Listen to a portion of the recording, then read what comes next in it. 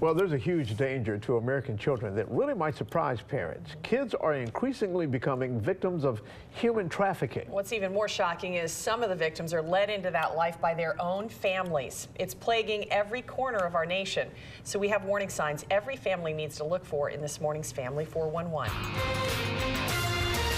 A lot of times when I tell my story, I don't put an age out there until later because it's so much for a lot of people to handle. Rachel Pointer got sucked into the world of human trafficking when she was just 6 years old. The man who exploited her was right next door. He knew exactly where I lived. He even knew where I slept. Rachel lives in Omaha, but stories like hers are far from isolated. The U.S. Justice Department says 100,000 children fall victim to human trafficking every year. But experts will tell you the numbers are really hard to know because so many cases are hidden. All over the United States. I mean, it happens in every single community. And sometimes they use their children. Lisa Ramstetter works with trafficking survivors in Ohio and Kentucky, where she's seeing cases of families selling their own children. So in our communities, families are turning to commercial sex to fuel their heroin addictions. A parent can either go to a known pedophile and they can offer an hour of time with their child in exchange for heroin. Lisa works with survivors who grew up in middle-class families, victims hidden in plain sight. Some look for love outside of home and get trapped. I felt like I needed a guy to kind of lift me out of that situation. Rebecca was in foster care when she was forced into drug addiction and prostitution by a boyfriend. Foster children and runaways are more vulnerable, but experts say all parents need to teach their kids about personal safety. Start with stranger education for young kids.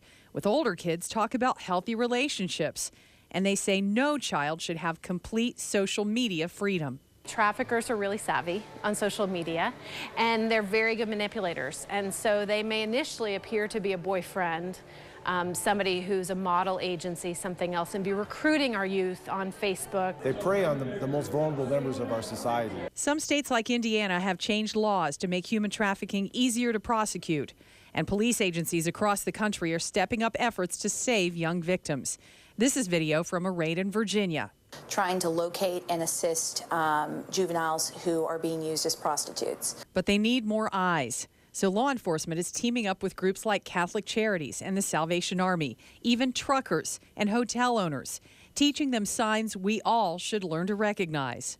If you have a child who happens to have a lot of new items, like a really nice purse or nice boots or jewelry that the parent hasn't purchased for them, that might be an indicator. Ramstetter also says kids shouldn't be spending a lot of time with people who are much older.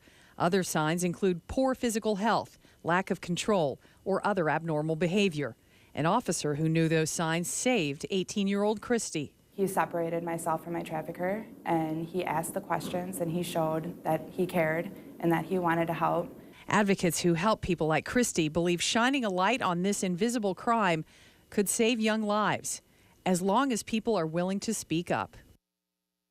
Now, if you've seen the signs, call the National Human Trafficking Hotline at 888-373-7888. We also have links for talking to your kids about human trafficking at local12.com.